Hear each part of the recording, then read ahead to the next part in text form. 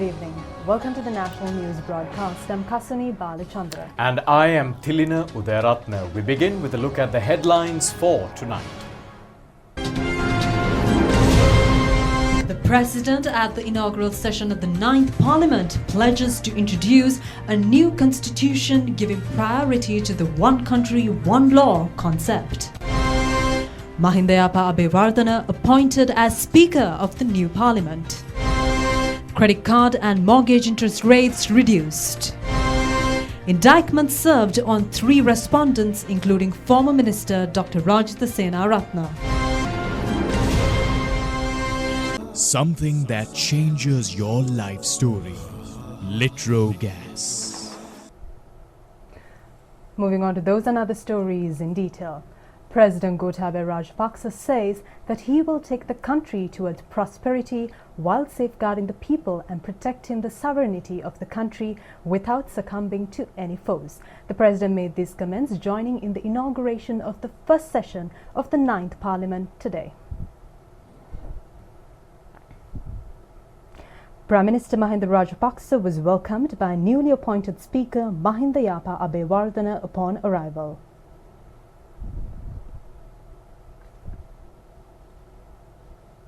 The President was also welcomed by Speaker Mahindayappa Abeyewardene and Secretary General of Parliament Dhammika Dasanayake amidst a drum fusion performed by the Police Cultural Group. In addition, upon the instructions of the President, the Guard of Honour, the gun salute and the equestrian parade was not held.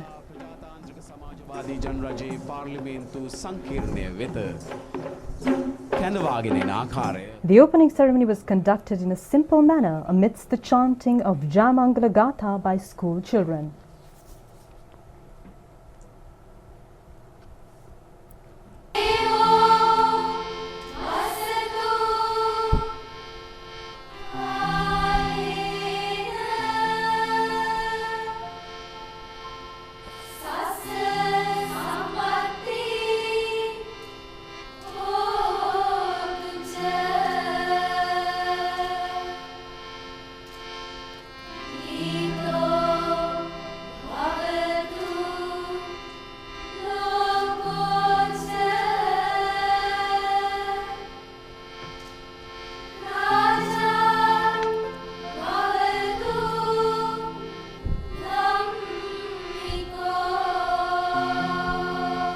අතිගරු ජනාධිපතිතුමා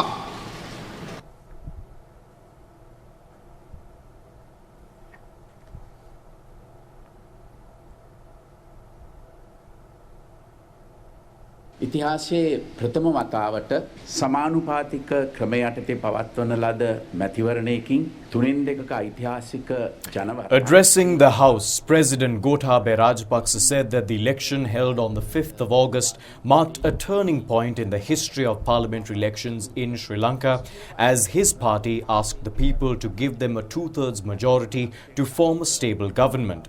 The President first of all wished to thank and extend his gratitude to all the patriotic Sri Lankans for giving the Sri Lanka Podujana Peramuna and its allied parties a historic and resounding 2/3 majority for the first time in the history in an election held under the proportional representation system.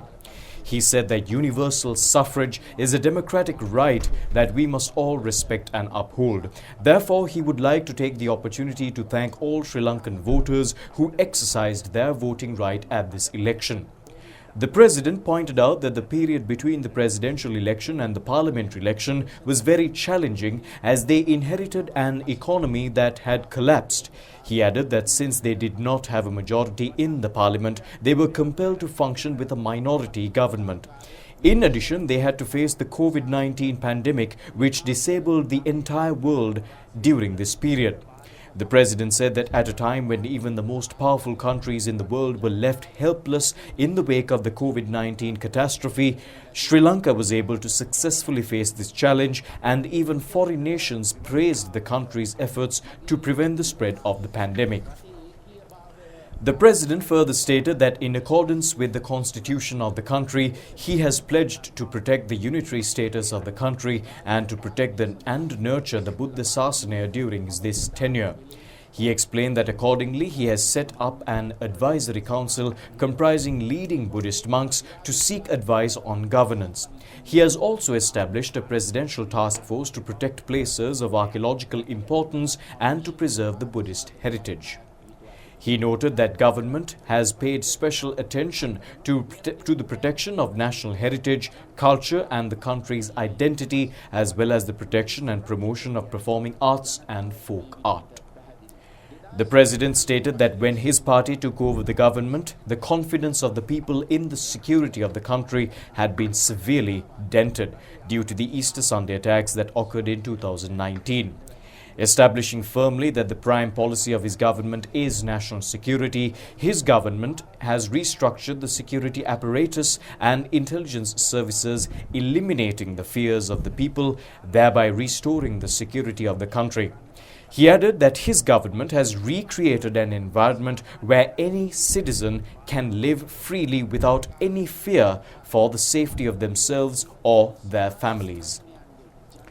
President Gotabaya Rajapaksa said that as he has pledged, the launch of the methodical mechanism to protect the people against social evils such as the activities of the underworld and the drug menace that have been a hindrance to the day-to-day lives of the people has also increased the confidence of the people.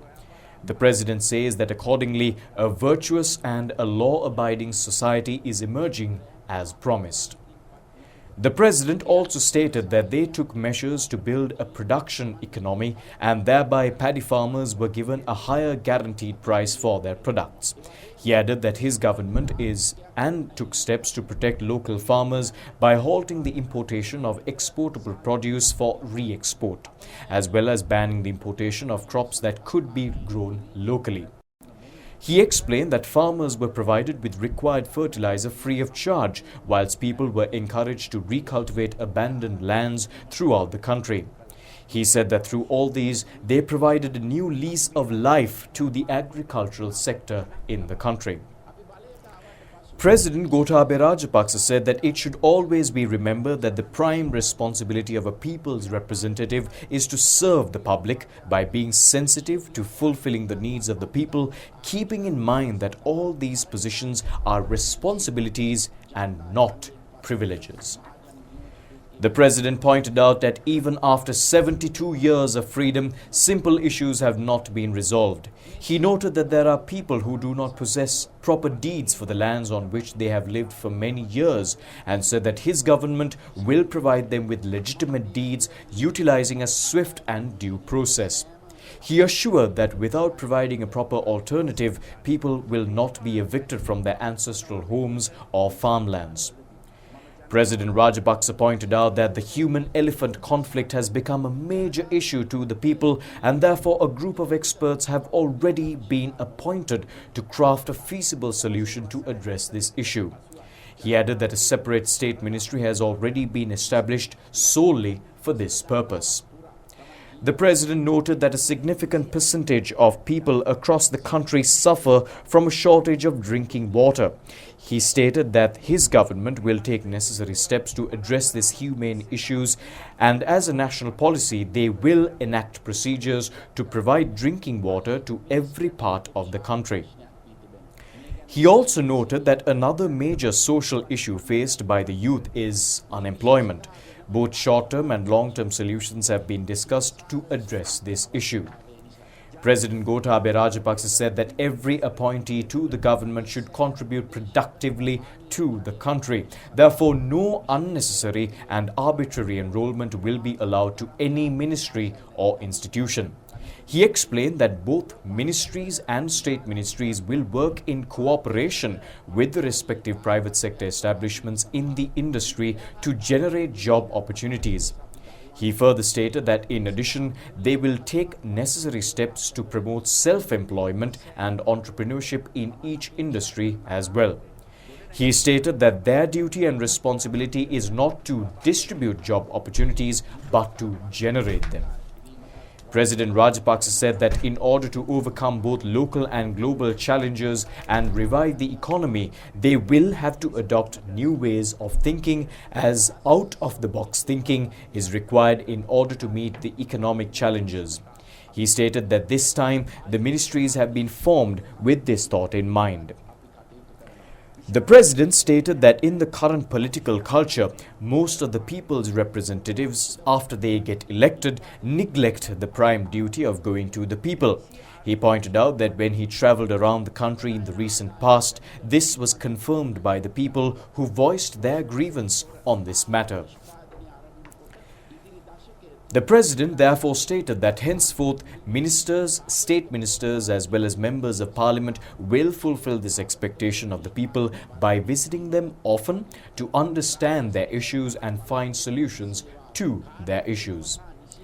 President Gotabaya Rajapaksa stated that as the people have given his party the mandate they required for a constitutional amendment, their first task will be to remove the 19th amendment to the constitution, and thereafter all of them will get together to formulate a new constitution suitable for the country, in which priority will be given to the concept of one country and one law for all people. President Rajapaksa says that an unstable parliament that cannot take firm decisions and succumbs to extremist influences very often is not suitable for a country. While introducing a new constitution, it is essential to make changes to the current electoral system. The president is of the view that while retaining the salutary aspects of the proportional representation system, changes will be made to ensure the stability of the parliament and the people's direct representation. The president concluded stating that he loves his country and he is proud of his country and therefore has a vision for his country. He added that his government's ardent desire to build a prosperous nation with productive citizens, content families, and righteous society is one that is required for this country.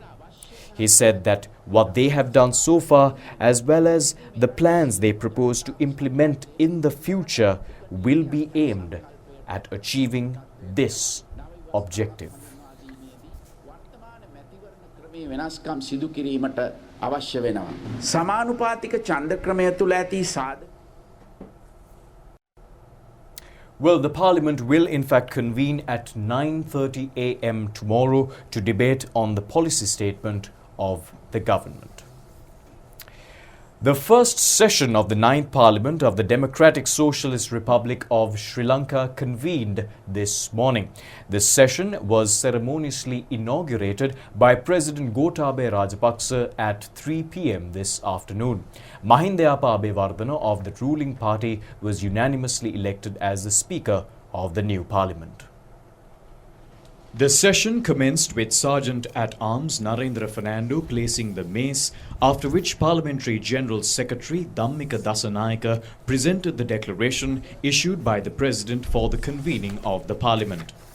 Thereafter, Minister Dinesh Gunawardena proposed the name of Mahindayapa Abewardena for the post of Speaker, which was seconded by opposition parliamentarian Ranjit Madduma Bandara. The newly appointed Speaker was subsequently sworn in. Thereafter, the parliamentarians took their oaths. ශ්‍රී ලංකා ප්‍රජාතාන්ත්‍රික සමාජවාදී ජනරජයේ ආණ්ඩුක්‍රම ව්‍යවස්ථාව ආරක්ෂා කොට අනුගමනය කරන බව. The party leaders extended their congratulations to the new Speaker of the Parliament. Prime Minister Mahinda Rajapaksa extended his warm wishes on behalf of the President and the government to the newly appointed Speaker Mahindayapa Abewardena as he now becomes the third citizen of the country. The Premier stated that he is humbly proud at seeing a Speaker from the South being sworn in, and further stated that he is confident that Speaker Mahindayapa Abewardena will have the strength and courage to function independently and impartially in the Parliament. Let me take this opportunity on behalf of Samagi Jana Balawege opposition to congratulate you on your unanimous election as the Speaker of this House. So we on this side of the political aisle are extremely honoured to have you as our Speaker. Warmest congratulations on your being elected to the exalted position of Speaker of this Honourable Assembly. With your long experience in Parliament, I have not the slightest doubt that you will discharge your functions effectively and efficiently and in a bipartisan and acceptable way to all members of Parliament. extend to you on behalf of the Sri Lanka Muslim Congress my warm congratulations and wishes for a well-deserved office. We have witnessed many of your predecessors bringing honor to the esteemed office. You are the custodian of the rights of this Parliament and us, members of this House. Leader of the Tamil Progressive Front, Mano Ganeshan, extended his congratulations to the newly appointed Speaker. He highlighted that the new Speaker has in the past held many portfolios, and it is said that he is an individual who acts upon his conscience. EPDP leader Douglas Devananda said that he takes the liberty to state that Speaker Mahindayappa Abeyewardena is suitable for the post as he is extremely competent. The EPDP leader further stated that he is confident that the new Speaker will uphold the prestige of the Parliament and safeguard the parliamentarians. Your experience with men and matters gained throughout your long political career. We are sure you will guide us all without fear or favour if any such impasse comes to pass.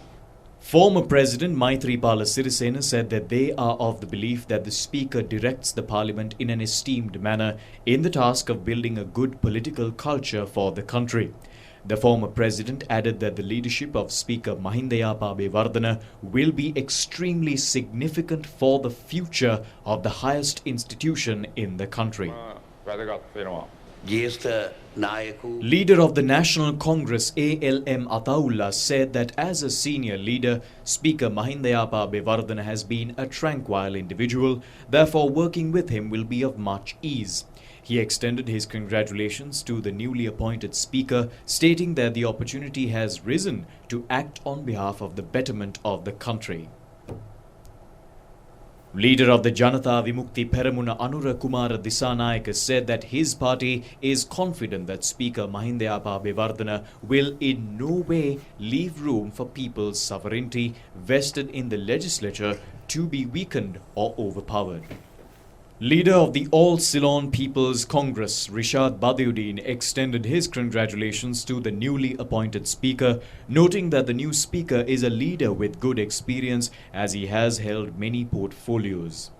Leader of the plot organization Dharmalingam Siddharthan pointed out that since this government is an extremely powerful one, he expects that the Speaker will act in an unbiased manner. The plot leader added that the new Speaker has good experience.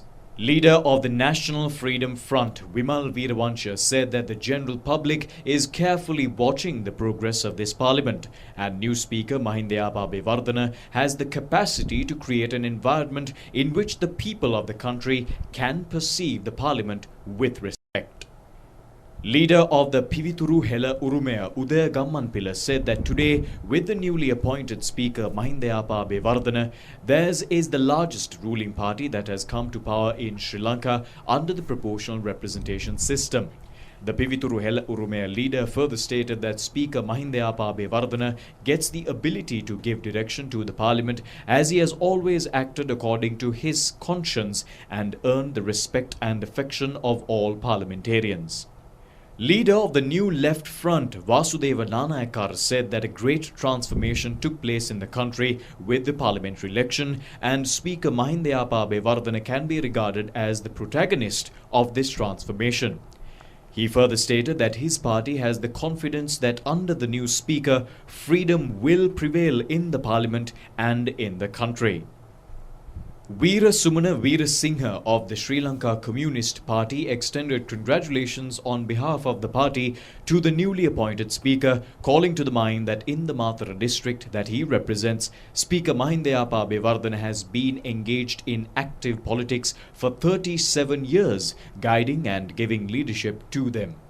The name of Ranjit Siambalapitiya was proposed by Mahinda Amaravira for the post of Deputy Speaker and was seconded by Nimal Lansa. Angajan Ramanathan, who was elected as Deputy Committee Chairman, was proposed by Minister Nimal Siripala de Silva and seconded by Duminda Disanayaka. Speaker Mahindayappa Abeyewardena presented the President's congratulatory message to the newly convened Parliament. The names for the posts of Leader of the House, Chief Government Whip and Opposition Leader were also presented to the House by the Speaker. The parliamentary group of the Samagi Jana Balawegaya that convened this evening nominated parliamentarian Lakshman Kiriyalla as Chief Opposition Whip. Addressing the House, Speaker Mahindayapa Abeyewardena thanked the Prime Minister and all political parties and leaders for the congratulatory sentiments expressed to him. The Speaker pledged to uphold the responsibility vested with him to the best of his ability, efficiently and with integrity. Placing the names put forward for the other roles in the Parliament, the Speaker stated that Parliamentarian Dinesh Gunawardena has been appointed as the Leader of the House, whilst Parliamentarian Johnston Fernando has been appointed as Chief Government Whip. The Speaker stated that he has acknowledged Parliamentarian Sajit Premadasa as the Opposition Leader of the 9th Parliament. The newly appointed Leader of the House, Dinesh Gunawardena, and Chief Government Whip, Johnston Fernando, assumed duties in their roles today. Minister of Foreign Relations Dinesh Gunawardena assumed duties in his role at the auspicious time at 8:46 a.m. today, becoming the 17th Leader of the House. He also functioned in this role from the 3rd of January to the 2nd of March this year. In addition, he has also performed the role of Chief Government Whip in the 6th and 7th Parliaments. Minister Dinesh Gunawardena, upon entering Parliament in 1983, has held several ministerial portfolios.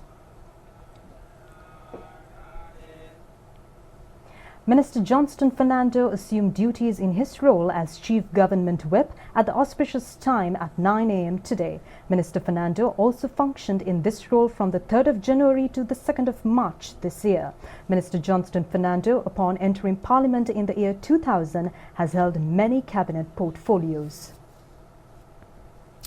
Well, a tea party was held at the end of the inaugural session of the Parliament. The President, Prime Minister and members of the Parliament join in on the gathering.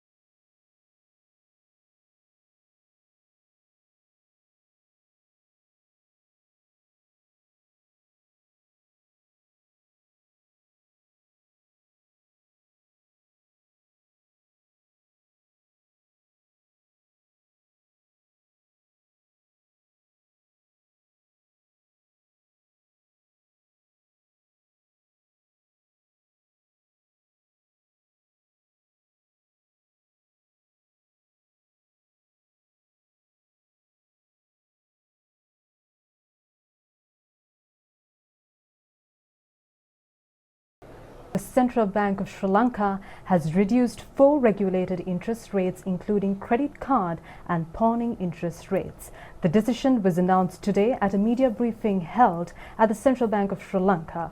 The governor of the Central Bank of Sri Lanka, Professor W.D. Lakshman, further announced that the economical activities of Sri Lanka is gradually recovering. Since our previous press conference in July, we have observed a number of positive developments in the economy, amidst a few negatives.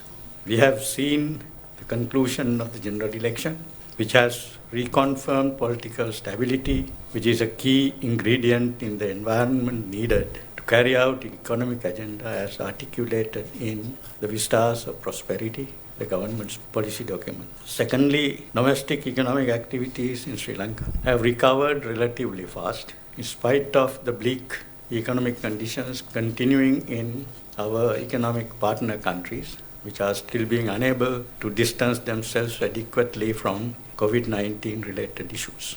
We have observed greater stability in the external sector, indicators. Sovereign bond yields have declined significantly. Exports have rebounded. The trade deficit has improved. Except in the past few days, the exchange rate has well behaved, retaining the desired conditions of stability. The overall positive developments in the external economic conditions, helped by facilitating measures taken by the central bank and the treasury, enable us to envisage the year 2020 ending with external reserves stable after paying up all our debt repayment dues of this year. Then finally, the market lending rates responding to eased monetary conditions. The negatives include the publication of the first quarter GDP estimates indicating an economic contraction. With a sharper contraction expected in the second quarter, it is essential to have a strong rebound in the second half of the year to make the economy record an overall positive growth in 2020. The weak global economic conditions, likely to continue for some time, will have a negative impact on domestic economy and its growth. Although interest rates have declined in general, we are yet to see a growth in private sector credit. Low revenue collection has also impacted the fiscal sector indicators, increasing the government's reliance on the banking sector to fulfill its cash flow requirements. Considering these factors together and the need to formulate growth and development in the expected low inflation environment, the Monetary Board decided to maintain the policy interest rates unchanged. The monetary policy stance remains significantly accommodative with a high level of excess liquidity maintained in the market. The board has also reviewed the market interest rate structure and to begin with revised downwards the caps on pawning, temporary overdrafts, credit card facilities, and also on allowed penal rate margins, bringing down excessive interest rates charged on these credit products to be in line with the envisaged single-digit interest rate structure will help the vulnerable borrowers to a great extent. The Bank Supervision Department will issue the necessary directions shortly to give effect to these changes from next Monday. Secretary of Defence, retired Major General Kamal Gunaratne states that stern action will be taken against corrupt officials at state institutions. He made this comment after a ceremony organised to detail the progress of police divisions of the southern province held in Galle yesterday. Defence Secretary, retired Major General Kamal Gunaratne said that there are government officials of good calibre who sweat for their earnings. However, their contribution is blackened by corrupt officials and therefore action needs to be taken against such corrupt personnel in state institutions. The Defence Secretary stated that in the process of suppressing the drug racket and the organised crimes trend, this issue also needs to be addressed. The retired Major General added that on the day on which legal action is taken against the last corrupt individual, then it can be said that the endeavour is complete. Indictments were served today before Colombo High Court Judge Gihan Kulatunga on two of the accused in the case filed against former Minister Partali Champikaranavaka on charges of reckless driving resulting in a serious accident causing grievous injuries to a youth in 2016. The indictments were issued on former Minister Partali Champikaranavaka's driver Dilum Tustakumara and the then OIC of the Valikada Police, current ASP Sudat Asmadala. The two individuals have been released on 10,000 rupees of cash bail and two surety bonds valued at 500,000 rupees per individual. Former Minister Partali Champikaranavaka has been permitted to alternatively appear before court on the 28th of this month as he was required to attend the inaugural sitting of Parliament today. Former Director of the CID, Shani Abe Vikrama, and Police Inspector Mohan Mendes, who are currently under arrest, were presented before Gampaha Magistrate Manjula Karunaratne today. The case pertains to charges of providing false information regarding a weapon found in a garden in Kalagadihena and concealment of evidence. A protest also took place opposite the Gampaha courts against the granting of bail to former director of CID Shania Besekara. The Gampaha magistrate postponed the hearing to the 3rd of September and the suspects were further remanded.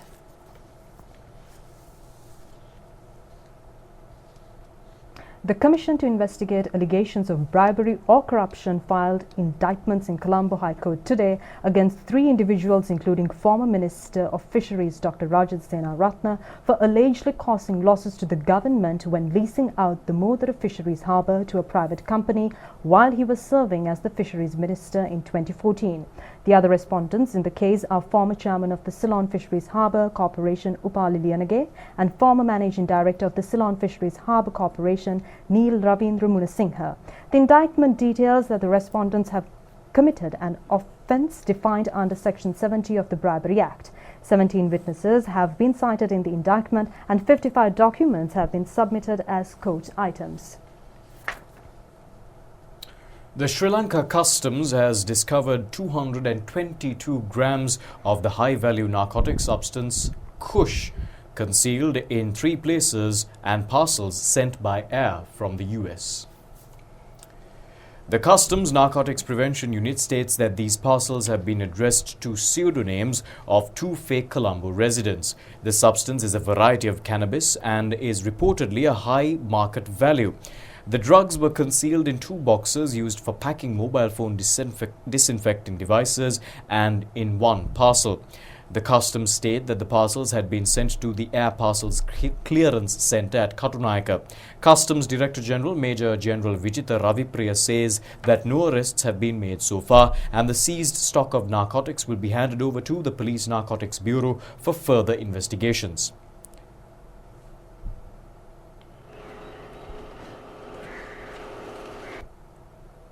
The multi-day fishing vessel that carried ashore the newly detected narcotic substance Mandy was seized by the Dehiwala police from the Ambalanguda Fisheries Harbour today. The Dehiwala police states that the vessel was inspected and securely guarded at the Fisheries Harbour itself, whilst the matter will be produced before the Balapiti Magistrate Court tomorrow. A quantity of 12 kilograms of Mandy, which is a narcotic substance not previously found in Sri Lanka, was seized in Ambalanguda recently. It is reportedly used as a recreational drug on Facebook parties.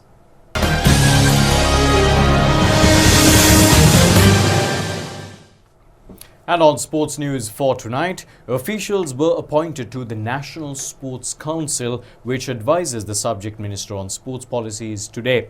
The appointments were made by Minister of Sports Namal Rajapaksa. Former Sri Lankan cricket captain Mahela Jayawardena was appointed as the chairperson of the National Sports Council.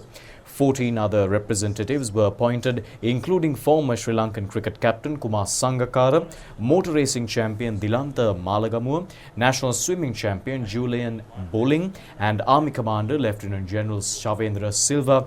And the officials will function in their respective positions for a term of 2 years.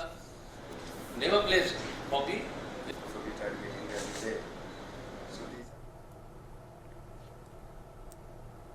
Well, that's all we've got for you this evening on the Rupavahini English News. Join us once again tomorrow. Until then, thanks for watching. Have a good night. Good night.